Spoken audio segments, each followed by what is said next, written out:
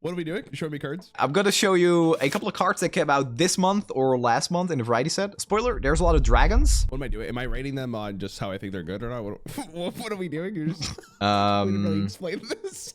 Yeah, you can give him a rating between 1 and 5. 1 and 5. Okay. All right. 4 mana 4/4 for Noxus, red-barbed razormace, and they're just really coming up with random shit. Overwhelm, Nexus Strike, curse your opponent with Ichor. That is 3 mana. Oh, this is another curse. Wow. I'm in hand, round start, deal 1 to your Nexus. 3 mana? Damn. By the way, they stack. So if you hit the enemy nexus twice, it becomes 6 mana and it deals 2 to the enemy nexus. And it fills up your hand twice, right? No, it stacks on top of each other. So it's 1 spell, cost 6. Oh, okay. Yeah. Quick question for you, just so I need clarification because I don't remember. The Nexus Strike is procced by Overwhelm, correct? Yes. I want to say this card's probably good just because, you know, you put this as like near the top end of like your Noxus deck, and then while your opponent is trying to remove board, they're not going to really deal with like, or not pay the 3 mana for the Ichor because they need to spend that mana on removing your board. So that means this gets a little bit more frustrating. That being said, how likely is this going to strike the Nexus twice? Probably not that likely, but like the 2 damage over 2 turns. I mean, round start, there's a chance it gets you like, no, it's probably gonna be 2 on average, let's say, for 1 damage. Let's get this guy, God, I don't know, 4 mana 4/4. What's the base stat line for a 4 mana card? 4/5? Yeah, I would say 4 or 5, yeah. I give it like a 2. It's probably okay. In the right situation, it's probably pretty good. So 5 being insane and 1 being bad, right? Like unplayable. Yeah. Okay. Or depending on how you answer this, we might reverse it. Based on what you said, I'll say 2. Okay. Like the 1's bad, 5's good. This is a pretty interesting case because this card, I would give it a 4 out of 5 personally. So Yep. If you want to swap them around right now, you'd be correct. Wait, but hold on. Like, why would you give it a 4 out of 5? So the thing with this card is that it's seeing play in playing in the Morgana deck, for example, the Morgana Riven deck I was talking about, where you're just playing like aggressive stuff. You fill up their hand with curses. You make stuff really awkward for them. But there is a deck that saw a lot of play before the expansion, which was a Nar Darius deck. It had a lot of Overwhelm cards and a 4 mana 4/4. Premium stats are 4 mana 4/5, but this is a keyword. So 4 mana 4/4 is basically like, you know, just fine. And since Freljord is the region that this is going to be paired with, they have a lot of good combat tricks. So it's very likely that in just like an Overwhelm deck where you're just playing like well-statted units to go very aggressive against your opponents, this Ichor will almost always just end up in their hand, and they're going to have a really hard time getting rid of this card and also stopping the threat of just dying to these Overwhelm units. So that deck is really good, but it's an old deck. So people aren't really experimenting with it too much because, I mean, who wants to play like an old deck when you have Uncle Eddie to win games instead? But it's a very, very solid card. Listen, my logic just to defend myself here was that I think a 4 mana 4/4 with Overwhelm seems kind of bad because if you don't get the Nexus Strike, it kind of sucks. Like, you're not playing a 4 mana 4/4. So I guess in the deck, it becomes a lot better because your opponent's too busy focusing on the other things on the board, because I'm assuming this goes into an aggro deck. Yeah. Yeah, we have so different flavors of aggro, really. There's like just Burn, where you're just throwing spells at the opponent's Nexus, but Overwhelm is also like a very aggressive deck, which is just about playing like 1 unit at a time, and then like on turn 5 onwards, one of your units sticks, you just plant like a giant buff on them, and then you overwhelm your opponent's Nexus completely. Yep, they're just making shit up. Tomb Raider Barbara? Barbara. Please tell me you call it Barbara. Yeah, we call it Barbara. 3 mana 3/2. Each round, the first time another ally dies or last breath, create a lucky find in hand. And a lucky find, for those of you who don't know, is a 0 mana pick a buff from among 3 to gain to an ally. What does that mean, pick a buff? Like +1/+1, or like get a keyword? It's +1/+1, +2 attack, +2 health, challenger, spell shield. I think Overwhelm too. None of like the game breaking buffs, just like pretty the first standard. time another ally dies each round. Oh, but it is fleeting, so you have to use it. If you don't have another ally, this thing kind of sucks ass. Nah, dude, I think this card sucks. There's got to be better way. No way. The only time this is good, if you have a board, I guess it's good with the soldiers from Shurima.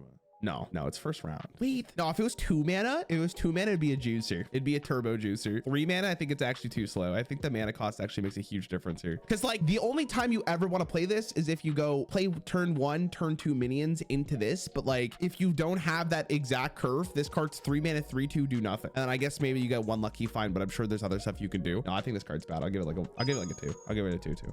2/2. Wow, you would do Barbara dirty like that? Look at her. She's like robbing the jewels and stuff. Look at how cool she is. I don't know about you, but I'm not like not really attracted to reptiles or whatever the fuck. Not even a red-barbed razormace? Not that one either? I mean, what's that horn doing, I guess. Like, I mean, Barbara, I'm not about it. Okay. Barbara looks like she would steal from me.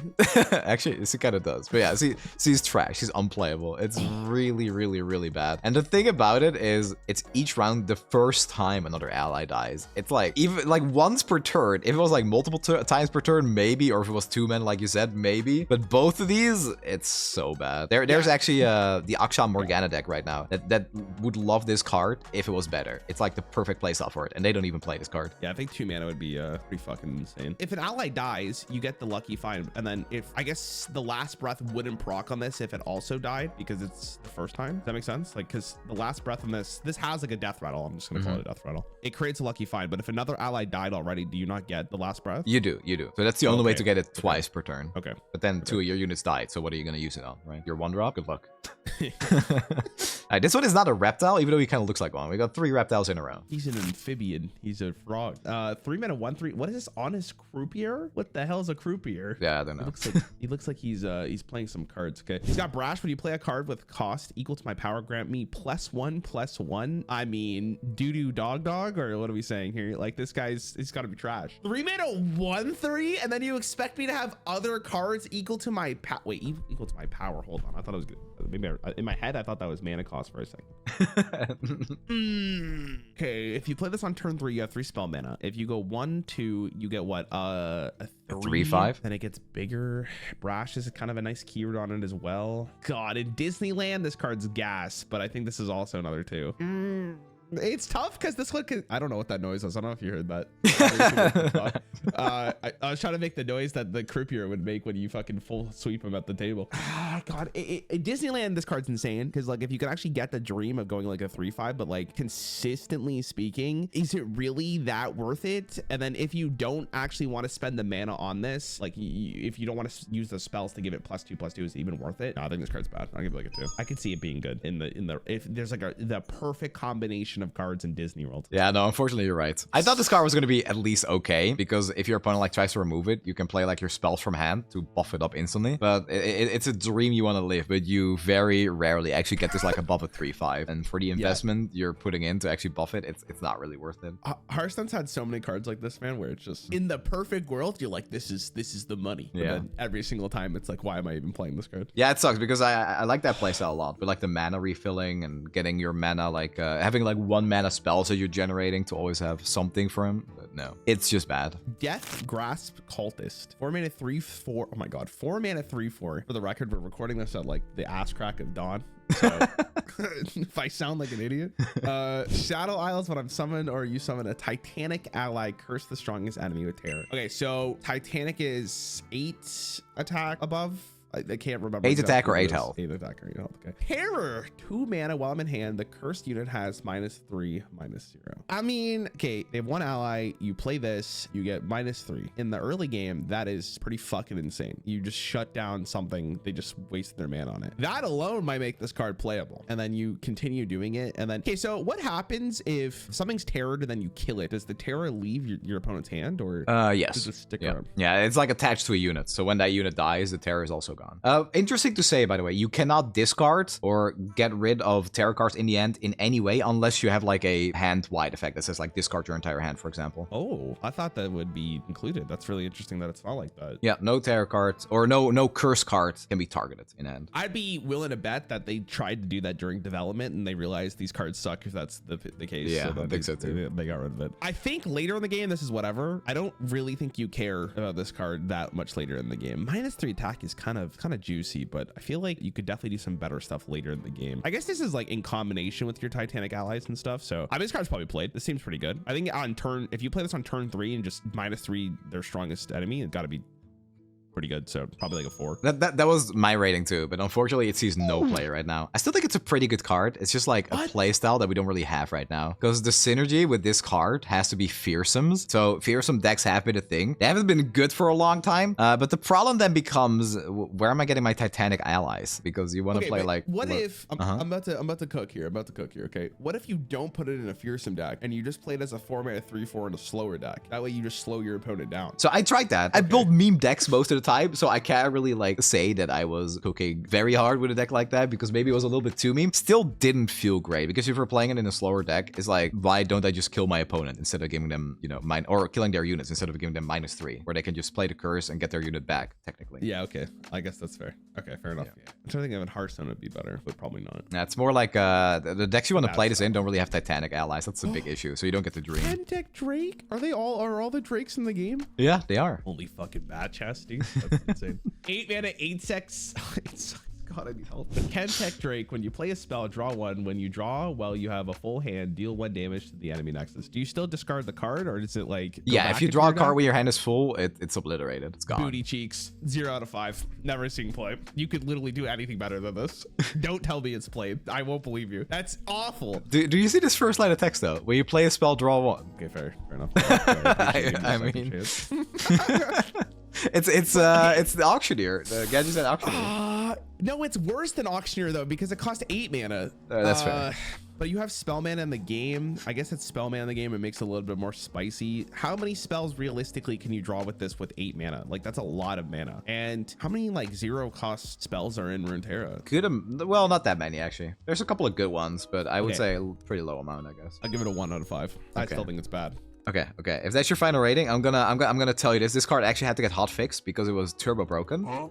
It is now a 1 out of 5, but it wasn't. So there is this card in Runeterra. Okay, hold on. Okay. For the record, I am correct. You are. This iteration. Okay. You are correct. Because I mean, there's no way you would have figured out this interaction either, because it was honestly, I don't know how we even figured it out. But there is a card in Runeterra called Loaded Dice, which says the next turn, whenever you hit the enemy nexus, nab 1 card. And nabbing means you steal a card from their deck, which counts as drawing. So what happens is your hand is So what happens is your hand is full with the Chemtech Drake on board. You draw 1, or you hit their nexus for 1, the Chemtech Drake will draw, but because your hand is full, the card you draw from their deck gets obliterated, and you deal 1 to the enemy nexus. And that 1 that you deal to the enemy nexus will make you draw again, nabbing another card. So it's an infinite. You literally remove their entire deck by drawing all of it, while dealing 1 to their nexus. So it's you not only do you remove all cards, you also kill their nexus. So wait, but they hotfixed it because I guess that's way too powerful. There was just a way to like empty your opponent's deck out. Yeah, because on turn 7, you would play that card, and it would say the next turn, when you hit the enemy nexus, you do this. So next turn you play Chemtech Drake, and then they would die because you do like you play a 0 mana card that deals 1 to the enemy nexus, and you activate the loop. That is one reason it got hotfixed. Another reason it was hotfixed is because it crashed the game. So. But people were also very frustrated by it, so it's probably a combination of both. Not a great way to lose the game. I can understand that. Mill really triggers people. Like there's something so feels bad about watching your cards just fly away from you. Yeah, I mean, how dare you? How dare you touch my card? Only I get to touch my cards. Don't touch my deck. Exactly. That's hilarious. Yeah, Hearthstone doesn't make mill packages anymore for the most part. Yeah, I can see Heisho? Heisho? Yeah, sure. 9 mana, 9/9 Shell of the World. Sorry. Oh my god. Ionia. Each round, the first card you play costs. Of course, they give us the fucking Ionia. Who else would they give this to? This card looks like turbo bullshit. I'm gonna be honest. This card's free. You have to play another card after. Has spell shield, so your opponent has to waste 2 spells on this thing. I mean, 10 out of 5. It has to be nuts. Like, what is this? There's no way this card is not giga broken in a game like Runeterra. No, broken. This is coming from Hearthstone. Like, that's disgusting. I'd run the dude. There's no. Okay. Yeah. Sorry. No. Go ahead. That was broken. No. I'm just gonna get triggered. Yeah. So people were not happy about this card when it got released. This actually came out like 6-7 days ago when the expansion came out, and it was played, and it was very good with Eddie because you just ramp into this card. You would play this for 9 mana, and then you play Volibear. Just deal 4 to everything, and the next turn you got to do it again. It was 10 out of 5, and then they nerfed it. I'm guessing they also hotfixed. They did. Yeah. And okay, so this expansion that release was a little bit bugged. It's more than a little bit bugged. It still is. And this card says each round, the first card you play costs 9 less, which means that you play this card, and then you get the discount for the next card you play, which is intent. That's how it's supposed to work. But usually, if you were to remove this card, you would lose the effect. So let's say opponent plays Heisho, you instantly get rid of the spell shield and you kill it. They don't have to discount anymore. That was bugged. They would still have to discount. So that got fixed. Yeah, so it was really frustrating. That got fixed. And on top of that, they made it 10 mana and reduced the spell shield. So it's a dead card now. You know what's interesting though? Actually, so I read the card, but I thought it worked as you said, where it's like, this doesn't count as the first card you played. Because I guess it procs, I guess that line of text doesn't actually count this card. But in Hearthstone, it does. And it's weird that I like read it as it was intended, or as the card literally wrote. I guess a 9 mana 9/9 spell shield that you play this card, you could end your turn, and then next turn your first card costs 9 less, which I think is still fine, but it's not nearly as broken. But it's weird that I read it like that. Yeah, that is why it's good. You get to play a 9 mana 9/9 with spell shield, and then you just play another card. This card wouldn't get played if you couldn't play a card immediately after, right? Like, it would just be too slow. I mean, if it had the spell shield, maybe it'd be okay. I don't know. It's an interesting thought process. It's just weird that I read it like that, but I guess that's just how Runeterra cards are played, right? Yeah, we have another card that's like a 3 mana 3/2 that says like the next Fae you play costs 2 less, and it works the exact same way. Also had to get nerfed. Funny how mana cheating. Yeah, mana cheating is broken, bro. What do you mean? Yeah, I swear to God, dude, no flame to any of the developers, because it's very hard to make design. But like, I feel like they always go for the cop out of like, this card's kind of lame, I don't really like it, and they're like, mana cheat that bitch. It's like all Runeterra devs have to do is look at League of Legends, look at the popular characters. They're like, oh hey, this Zed character is really good, or loved by the community. Oh, this Kai'Sa character, let's put him as a card in Runeterra and give him mana cheating, and it's just a guaranteed slam dunk, right? Because everybody's gonna play it. Mana cheating. Love mana cheating. It's hard. What is it? Oh, whoa, who's this guy? Spectral Ironhound. All right. 6 mana 5/5. Shadow Isles. To play me, kill an ally. Oh my God. To play me, kill an ally. When I'm summoned, summon a 1,000-claw Deathwinder. They're making up these names. They are. I'll say it for you. Holy shit. What is that? Is that Baron? 6 mana 8/4, but like blue in the Shadow Isles? Yeah, 6 mana the afterlife. 1,000-clawed Deathwinder. Fearsome. But oh, it's not a transfer. It's a summon. So you get both of them? Yeah. So you kill something with the Spectral Ironhound, and it summons the Deathwinder. God, I don't know, man. This is big meatballs. Are big meatballs good? Not even like it's not even that big. I mean, it's 6 mana though. It's kind of a juicer stat line if you actually get the summon. You can like trade some shitter in, or like you just kill something. I mean, I could see this. I don't think that's actually that unreasonable. You get a lot of stats. It helps you get to your late game. And I saw Mordekaiser, so like this kind of fits too. I'm sure it's fine. It might actually just be really good. That's a lot. I feel like this is a lot of stats for 6 mana. Yeah, okay. I'm gonna go with like a 4 to 5. I think it's probably sees play. Yeah, let's go with that. 4 to 5 sounds correct. I think that's correct. I think it's close to a 5 out of 5, but I'd give it a 4 out of 5 as well. Bro, it's crazy when you show me the champions, brain goes fucking numb. Like, I can't understand them. You show me these cards, I'm like, okay, I got this. This is... I mean, you have seen the champions now. You know that Mordekaiser is good. So you have to imagine, you play this on 6. Mordekaiser comes down. You kill the Spectral Ironhound, which usually has a condition to kill another ally. But Mordekaiser's like, nah, I'm gonna kill you and I'm gonna bring you back. And because it then gets summoned, it automatically brings another Deathwinder with it. There is also a 3 mana card, 3 mana 4/2 that says give Deathless to an ally in your hand. So if you give that to the Spectral Ironhound and it dies for the first time, it gets revived, summons another 1,000-claw Deathwinder. I see. Yeah, it's pretty fucking nasty. Yeah, it's really fun to win the game. Yeah, no, it is. But it's the meatball meta, man. I love it. Who's this guy? Mageseeker, Inquisitor. Yo, quick side tangent here. Did you play the Mageseeker game with Silas? I did. Loved it. Can I just be real for a second? I didn't think it was that good. All right, anyways, I'm moving on. I really like it. We'll talk about this after. 4 minute 3/2. When I'm summoned, curse your opponent with suppression. Now I'm in hand. You can't play spells other than suppression.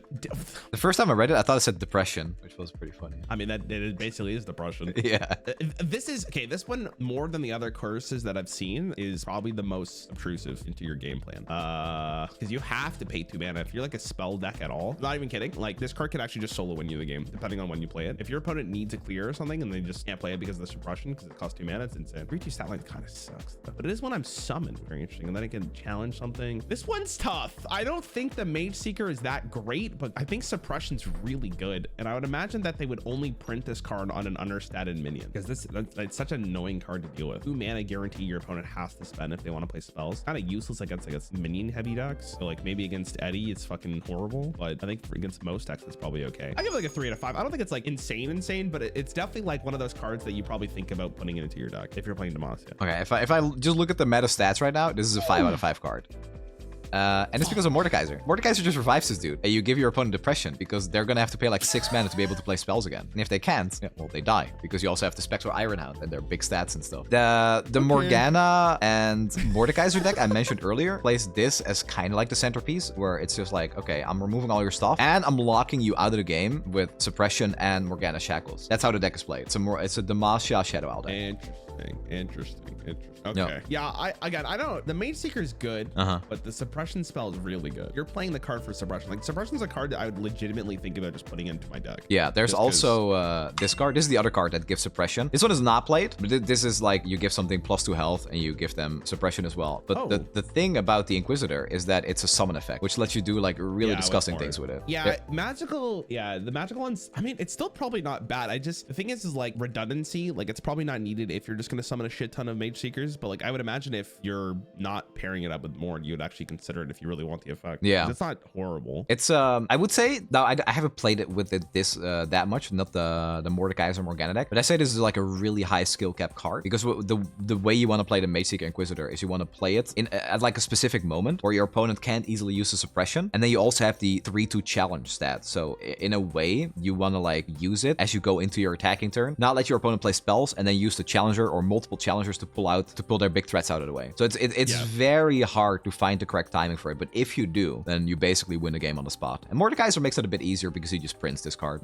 does it like 5 times. Yeah, so you know the card Lothar from Hearthstone? This reminds me of kind of like Lothar, where it's like you just kind of play it, and your opponent that turn's like, okay, well fuck me, and then that's basically the end of the game, probably for the most part. Okay, that makes sense. Suppression, yeah, it's probably the best curse by far. Okay, I have 2 more cards. Early Bird for Vandal City, 2 mana, your opponent discards their highest cost card. Oh no.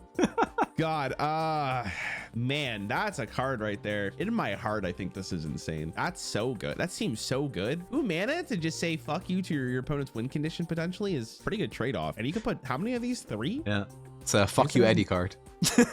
I mean, yeah, I mean, you say it, but like honestly, it's very, very worth it, right? Because okay, when you play this card, does it consider the base cost or is it this mana reduction? Also the current cost that it looks like in your hand. So you would have to play this on turn 2, or at least a little earlier than later, because the Elder Dragon does get discounted. Discarding is so it's not like it even summons it. Like Hearthstone has like Dirty Rat, which is a good example, where like it pulls the card on the board. This card's like you don't even get to deal with the card. Like it's 2 mana, just whatever, which can be so I in my heart I think this is a 5 out of 5. Like I think like in Runeterra this card is even better. So I'd give it like a 4 out of 5. It just pisses me off how this bird looks at you. Like look at his smug face, just staring down that worm. That worm is us. But also this is a 1 out of 5 card. It doesn't see any play. You can't main deck this. Why not? Well, you can main deck it, but it's kind of like you're spending a card in your hand to get rid of your opponent's most expensive card. Kind of like the opportunity cost, right? Where what if you play against aggro and this is just like a dead card at the end? What if you play against mid range where But so this is a tech card. You're absolutely right.